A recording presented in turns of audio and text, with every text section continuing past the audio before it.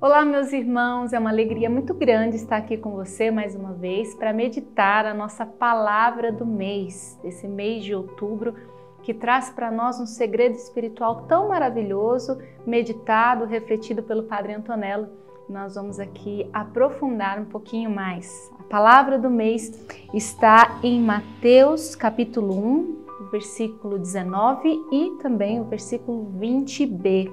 José, seu esposo, que era homem de bem, e o anjo disse: não temas receber Maria por esposa. E nós vamos refletir com o lema homem de bem, José, esposo de Maria. Vamos trazer essa realidade sobre José sendo esposo dessa mãe e pai de Jesus. E nós começamos refletindo, o padre fala conosco, sobre essa realidade de São José, em que por muitos anos já se especulou, já se falou de tantas formas sobre José, que ele era um homem idoso.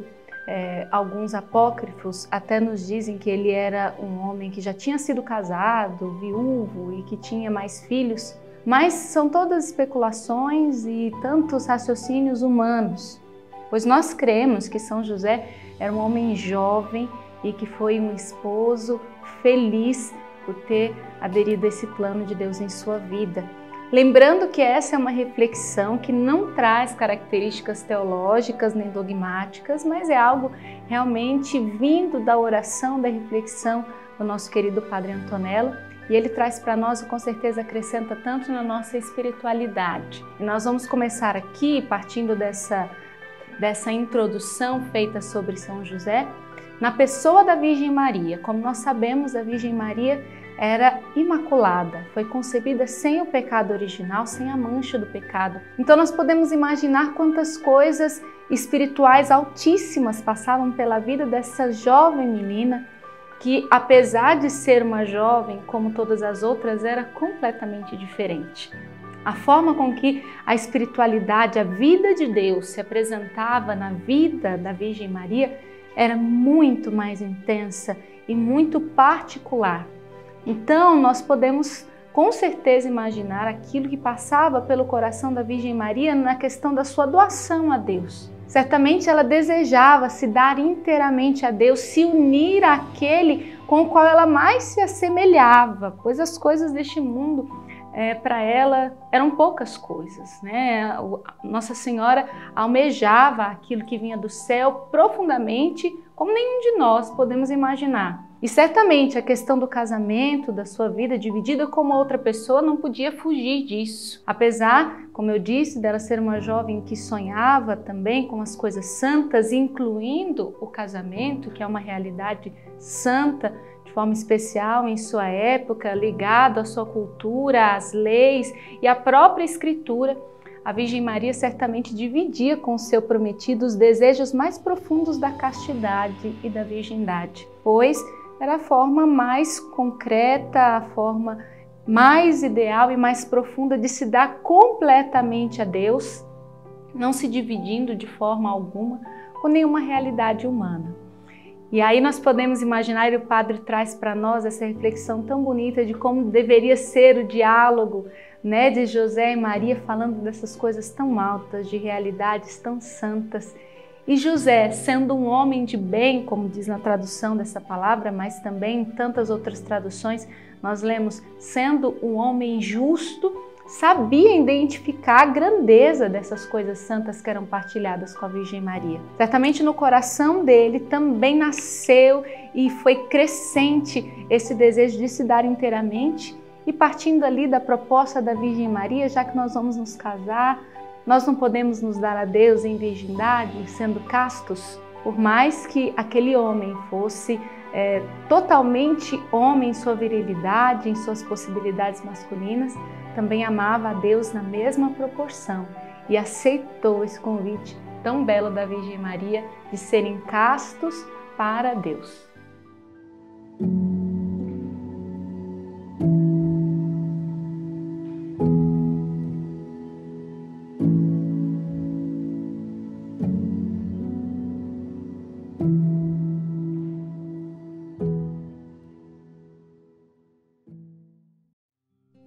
Aqui nós encontramos um José feliz e que se encontra pleno em comunhão com a sua futura esposa, que era Nossa Senhora, com certeza com toda felicidade, aderindo àquele novo projeto. Mas algo de inesperado acontece. A Virgem Maria se apresenta grávida e sem mesmo poder explicar para José como que isso poderia acontecer, de uma forma com que ele de fato compreendesse.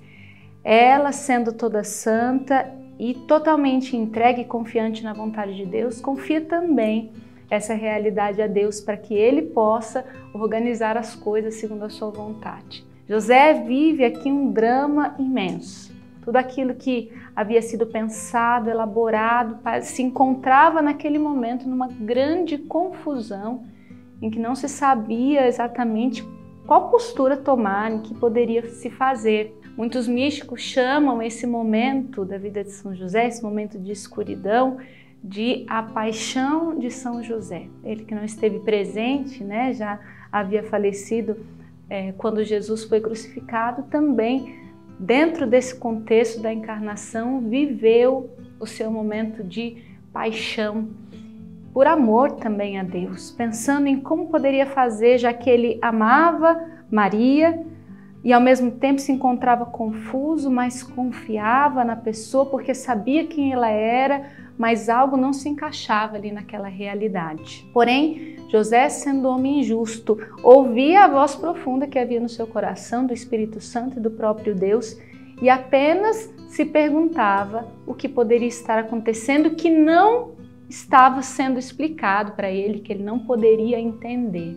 Certamente aquela noite antes do sono de São José foi uma noite de uma oração muito profunda, uma noite de clamor realmente a Deus para que se pudesse esclarecer toda essa situação e que São José de fato não precisasse abandonar a Virgem Maria, como infelizmente foi a alternativa aqui para ele. E após essa noite de oração, São José dorme e nesse sono lhe é revelado o plano de Deus e ali volta-se à luz. Porque certamente tudo estava explicado. Realmente aquela mulher santa com quem ele iria se casar só poderia ter sido visitada pelo Espírito Santo por esse milagre tão maravilhoso. Todos aqueles planos que eles haviam feito, elaborado, sonhado juntos, de se casarem e ao mesmo tempo se doarem de forma casta a Deus, não se limitou a uma realidade humana, a um limite humano, mas foi parte do sobrenatural e ali aquilo que não se esperava se tornou ainda mais abundante. A vontade de Deus se tornou plena na vida daquele casal que desejava profundamente se dar a Deus. O irrealizável aos olhos dos homens foi realizado segundo o plano de Deus na vida de São José e da Virgem Maria.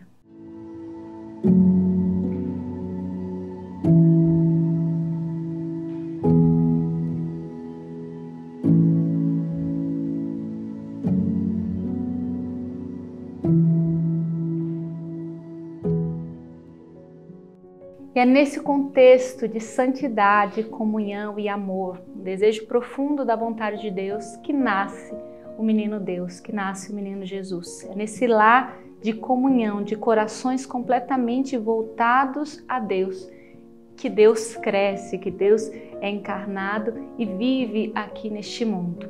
São José com certeza passaria ainda por muitos outros sofrimentos, não sendo esse o único, somente o primeiro, mas a partir daquela experiência, certamente ao olhar a Virgem Santíssima e o Menino Deus, ele se encontrava ali motivado e certo de que Deus estaria com ele em todas as fases da vida que fosse necessário passar e que o próprio Espírito os conduziria em cada passo. Mesmo que não fosse possível enxergar o passo seguinte, José sabia, a partir dessa experiência, que ele podia simplesmente confiar, pois quando há corações dispostos a fazer a vontade de Deus, o sobrenatural invade a realidade natural e transforma todas as coisas. Essa experiência tem muito a dizer a nós e às nossas famílias, do qual São José é o grande patrono o qual nós nos confiamos inteiramente no seu patrocínio, na sua intercessão.